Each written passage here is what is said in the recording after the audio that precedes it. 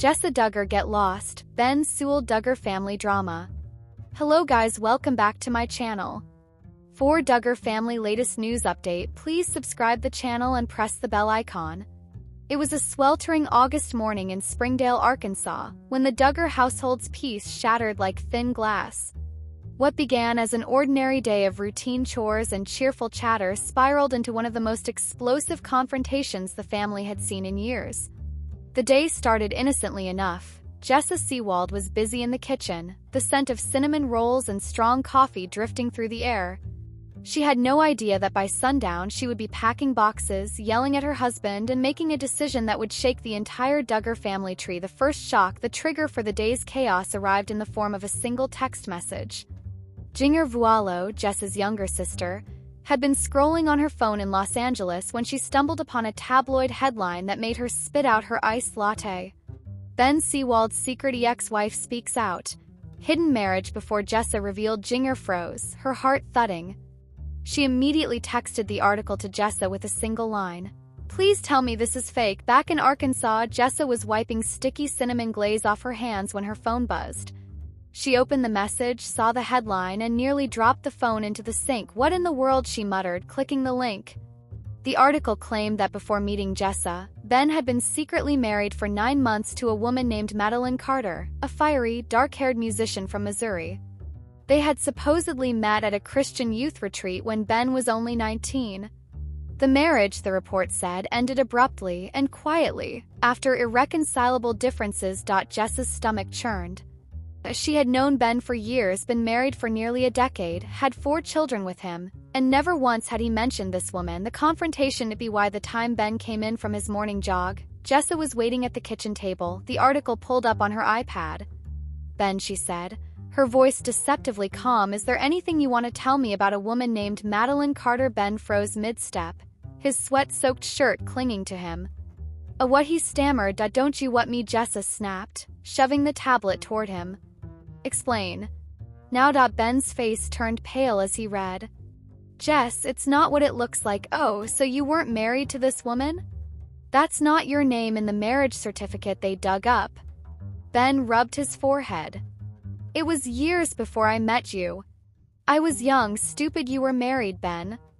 And you didn't think your wife deserved to know." The tension in the room thickened, the clock ticking ominously in the background. The Duggar family reacts. Word travels fast in the Duggar family. Within hours, Jessa's sisters were calling, texting, and in some cases driving over to her house to see if she was okay. Michelle Duggar tried to calm everyone down, but Jim Bob, who had always been wary of Ben, was fuming. "I told you he wasn't transparent," Jim Bob muttered to Michelle in the kitchen of the big Duggar house. "First he's dragging Jessa into that tiny house, now this. What's next?" Jill, who'd been on rocky terms with the family for years, called Jessa privately. "Jess, you don't have to take this. You've got 4 kids to think about. Don't let him make a fool of you." Meanwhile, in California, Jinger was already messaging her Hollywood contacts, telling them not to feed the gossip machine, at least not yet. The property bombshell. As if the ex-wife revelation wasn't enough, another shock hit Jessa that same afternoon. She received an email from her realtor, the one who had been quietly helping her list a small rental property she'd inherited from a distant cousin. The message read, "Good news! Property sold for $1.9 million. Paperwork finalized this morning." Normally, this would have been a joyous moment. But Jessa's joy turned to outrage when she saw the fine print. The buyer was listed as BC Holdings LLC, which, after some digging, she discovered was connected to Ben himself. She stormed into the living room where Ben was scrolling on his phone. "You bought my property," she yelled. Ben looked up, startled. "Jess, I was trying to help? You stole it out from under me for some shady business thing? That was my inheritance, Ben. And you didn't even ask me. It's for our future." Jessa's voice cracked with fury. "You mean your future? 'Cause right now, you don't have one with me." The get lost moment. By early evening, the fight had reached a fever pitch. Kids were at Michelle's house, leaving Jessa and Ben alone in the echoing rooms of their home. "You lied about your past, you lied about my property, and you've been making decisions behind my back for years," Jessa said, her voice trembling. "I am done." Ben tried to approach her, but she stepped back, pointing toward the door. "Get lost, Ben. Just get Lost. Ben's shoulders sagged. Jess, no. I mean it. Go stay at your parents' house. Stay at a hotel. I don't care. But you're not sleeping here tonight. He left without another word, the front door slamming shut behind him. Madeline Carter speaks. That night, as Jessa sat in her living room surrounded by half-packed boxes, the phone rang. Caller ID read, Madeline Carter. Jessa hesitated, then answered. Hello, hi Jessa? It's Madeline. I know you probably hate me, but I thought you deserved to hear from me directly. Jessa's heart pounded. Why now? I didn't want to be the one to hurt you. But the tabloids were going to run it with or without me, and I'd rather you have the truth. Ben, he wasn't a bad guy, but he wasn't ready to be a husband back then. And I guess he still isn't. Two women talked for nearly an hour. By the end, Jessa realized that Madeline wasn't the villain. She was just another woman who'd been blindsided by Ben's choices. The family divides. Over the next few days, the Duggar clan split into factions. Jim, Bob, and Jana sided firmly with Jessa, insisting she protect her assets and consider legal separation. Michelle, ever the peacemaker, urged counseling and forgiveness. Meanwhile, rumors swirled online. Some fans accused Jessa of overreacting. Others claimed Ben had been plotting financial moves for months. A few even suggested that Jim Bob had helped the news leak to force Ben out. Ben's plea. A week later, Ben returned to the house, looking exhausted. Jess, I messed up, he said, standing in the doorway like an unwelcome salesman. But I love you. I love our kids. Please don't let this end us. Jessa crossed her arms. Love doesn't mean hiding your past. Doesn't mean taking what's mine without asking. I need time, Ben. And maybe I need a lawyer. Ben's eyes widened. A lawyer, yes, she said firmly. 'Cause this isn't just about us anymore. It's about trust, and right now we don't have any. The final decision. 2 weeks later, Jessa announced to her family and later, to the public, that she and Ben were separating to reevaluate their marriage. The $1.9 million property sale was being legally challenged, and Ben's connection to it was under investigation. The Duggar family home buzzed with whispers and tension. Jim Bob quietly celebrated the news, while Michelle prayed for reconciliation. Fans flooded social media with opinions, theories, and Team Jessa hashtags. As for Jessa, she spent her evenings on the porch watching the sun set over the Arkansas hills, wondering if the man she married. Jinger Duggar says Mom Michelle's grocery bill to feed 19 kids would easily cost $2,000 today. There's a reason so many fascinated viewers tuned in to watch Michelle and Jim Bob Duggar raise their oversized brood of children on 19 kids and counting for years. Just about everything they did was so different from the way most households functioned. That included grocery shopping, a massive feat that was chronicled on the show on more than one occasion. On this week's episode of the Jinger and Jeremy podcast, Jinger Duggar looked back at one of her family's shopping trips that was featured on the Duggars' 2006 TV special, 16 Children and Moving In, and it's pretty wild to see it all happen in hindsight. The family was doing a major stock-up at Aldi. In the clip that was shown on Jinger and Jeremy's podcast, Michelle can be seen telling the cameras that the family was planning to fill up the freezer and the pantry today. Probably today we will buy like 24 cans of milk. We're going to buy a case of butter, which probably will have 48 in a case, and we'll stock up with frozen burritos, as many as they've got, she said. The grocery trip was chaotic and expensive. Not only were the kids with their parents in the store, but Michelle also managed to ring up quite a total. $677 after they filled up 7 shopping carts with food. Jeremy estimated that, in 2025, that kind of grocery haul would probably cost about $2,000, which doesn't seem like an unreasonable guess. We would easily blow through that food, Jinger said. Jinger did acknowledge that this shopping trip was a bit of a bigger production than usual for the TLC cameras. For this scene, more of us probably went to the store than usual, but typically we could get anywhere from 3 to 4 carts of food, so Mom would take a couple of us to help, she explained, and because checking out with that much food always took a while, Jinger said her mom tried to be as mindful as the other shoppers as possible. And my mom, my sweet mother, would be like, "It's okay. You can go in front of us. It's okay.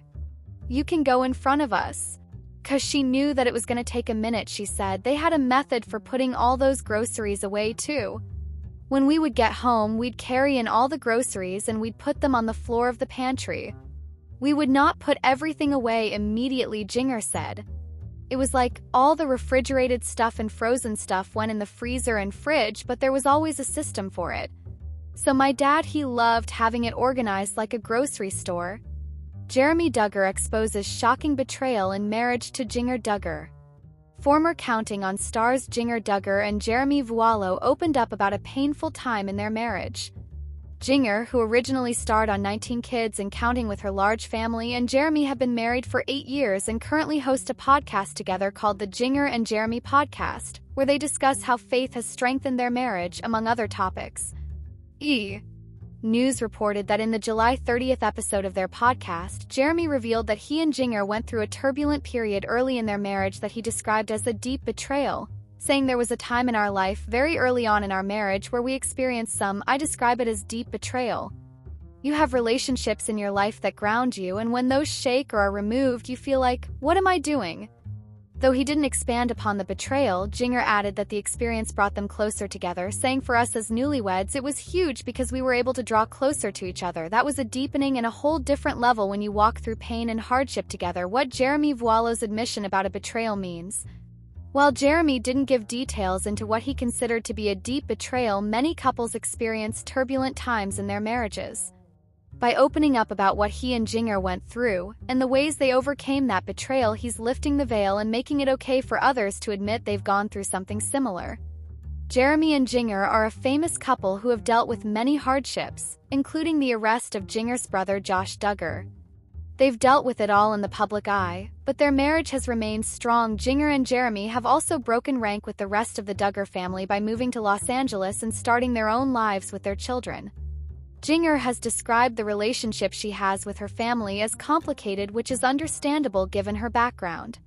While many Duggars have remained quiet about some of their scandals, Jinger isn't shying away from them. She and Jeremy have every right to open up about the things they've faced and the way they've worked through it. Not only are they discussing the betrayal, but they're also proving that it made their relationship stronger after all. Our take on Jeremy Vuolo admitting there was a betrayal. Despite not getting into details about what exactly a deep betrayal means for them, Jeremy is still making the strong point that many couples experience hardships in marriage, but the key is working together to get through it like Jinger and Jeremy did.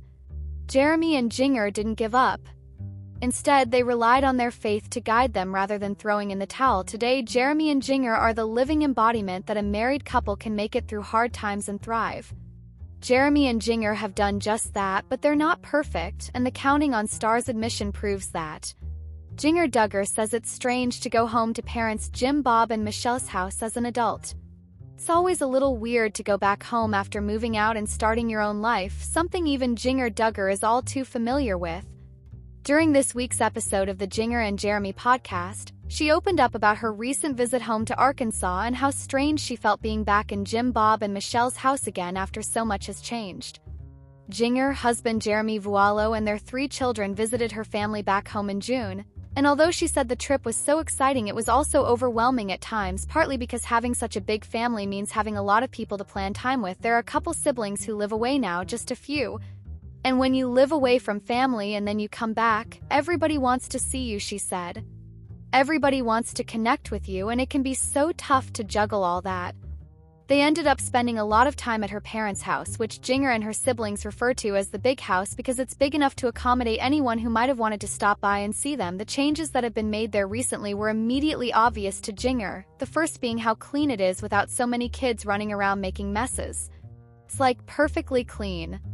Typically, when you walk into the big house, it's kind of messy, she explained on the podcast. We would clean the house every night and it would be spotless, ready to go. But when you walk in at like 2 p.m. on a weekday and the house is clean, I thought, okay, this is a different season of life. Because you have maybe 5 kids who live there now and they're all grown, so that's strange.